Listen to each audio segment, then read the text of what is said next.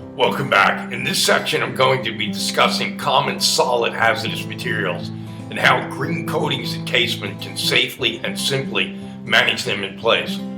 The three most pervasive in the building and construction industry are asbestos, lead-based paint, and PCBs, polychlorinated biphenyls, which can all be safely handled with sustainable green coatings encasement.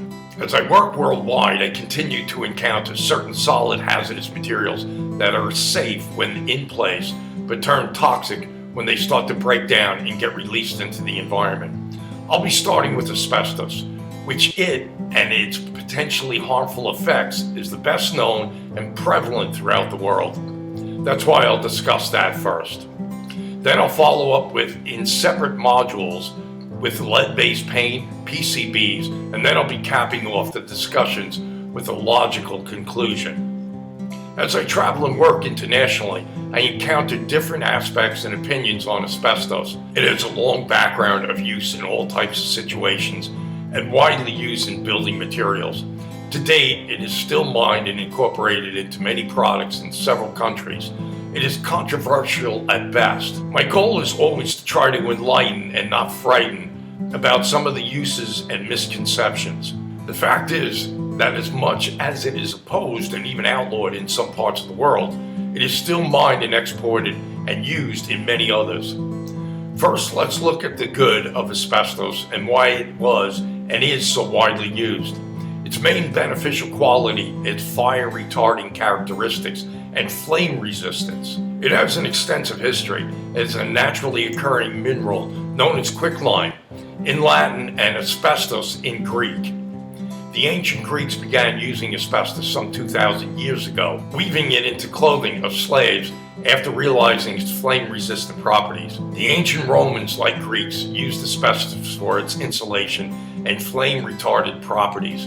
Marco Polo documented cases of being shown asbestos items, such as cloth, on his travels. Asbestos tablecloths and napkins could be found in many restaurants because of their flame-retardant capabilities. They can be thrown into a fire to remove food and other debris and then placed back on the table in time for the next customer. The Romans named asbestos amanitus, meaning unpolluted, because after being in the fire, it would come out lighter than when it went in. So fire resistance is the number one benefit and why it is used in a wide variety of building products. Some have even made the claim that as a fireproofing material, it has saved far more lives than it has ever took. In addition, asbestos doesn't conduct heat. It is a somewhat inexpensive fibrous mineral that is found worldwide and easily mined. It can be simply added to basic products without difficulty and then turn them non-flammable, producing goods with great fireproofing capabilities. It also has great chemical, impact, and abuse resistance and is unaffected by electricity. All these attributes make it a desirable additive to the manufacturing of various products, especially those used in the building industry. Asbestos, unchecked and uncontrolled over periods of long-term exposure, can cause many health problems and diseases, especially lung cancer, asbestosis, and mesothelioma. Asbestos exposure results when asbestos fibers enter the body, most commonly via inhalation or ingestion. Once inhaled or ingested, these fibers have a potential to remain in the lungs or in the intestines for a lifetime. At times, it takes up to 15 or more years for the effects of exposure to be seen, and those who had been exposed to asbestos at an early age were more likely to contract these diseases than those who were first exposed later on in life. Smokers have a much greater chance of contracting asbestos-related diseases than non-smokers because the small hairs in the lining of the throat are burned out, not allowing them to catch incoming asbestos fibers, which could then be spit out and expelled. Being so small, not seen with the naked eye, microscopic in nature, the potentially harmful fibers become airborne and are easily inhaled and carried into the lungs, causing irreparable damage. They also land on surfaces such as clothes and can be transported and carried by unsuspecting carriers that in turn contaminate others.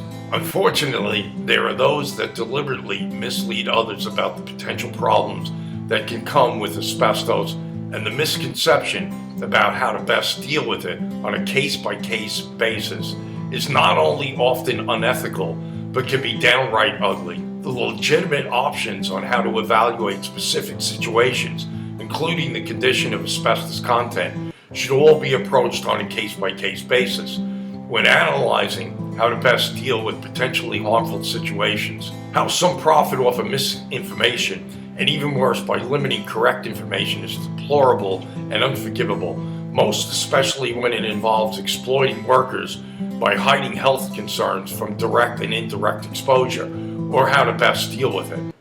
Correct worker information is even more important when there is a potential of carrying the dangerous fibers off-site and exposing others.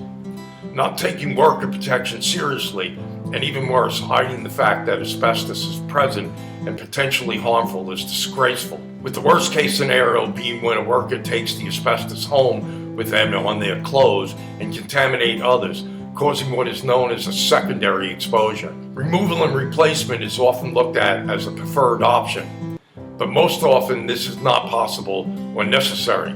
Either the cost is too high and there is no present danger of the asbestos being released. Over my 35 years in the industry, I've worked with many ethical professionals that stated that they can make so much more money removing and replacing asbestos, but wouldn't do that because that is not what is the most suitable or best for their clients. When dealing with asbestos, it's best to learn the facts and apply them to your particular situation, so you don't get caught up in the ugly aspects of this widely used and often misunderstood material. In the building industry, large quantities of asbestos content materials are most often found in roofing, wall cement products, and spray-on fireproofing protecting structural steel. The asbestos is usually entrained in those products and are safely held in place. When those products start to break down and age, they can begin to release the potentially harmful asbestos, which becomes airborne and transported.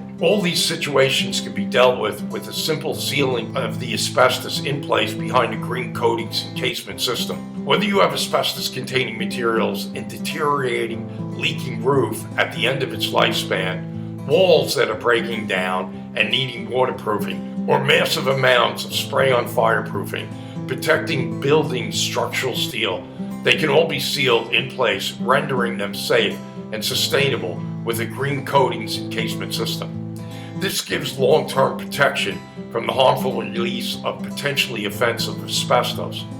This also leaves the material in place doing what it was originally intended to do, with the exceptional fireproofing and building characteristics. In a subsequent segment, I'll be discussing the most widely beneficial situations where in-place management of asbestos is best suited, saving the most money and time, using real-life scenarios of projects I've been directly involved in. In the following module, directly after this one, I'll be discussing the next solid hazardous material that is encountered worldwide and can also be simply controlled with green coatings encasement, and that is the toxic and harmful lead-based paint.